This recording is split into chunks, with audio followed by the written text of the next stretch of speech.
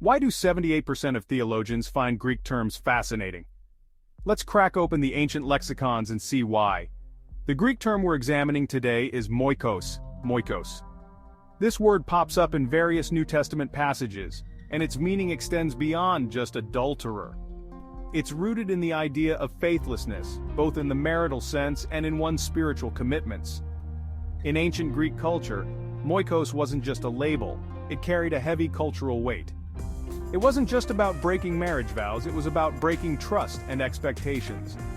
This term highlights the gravity of infidelity and the ripple effects on community and faith. So, when ancient texts refer to moikos, they're painting a picture of deep betrayal. It's like calling someone a trust breaker, but with more serious undertones. Scholars often debate the nuances of this term, but the consensus is clear.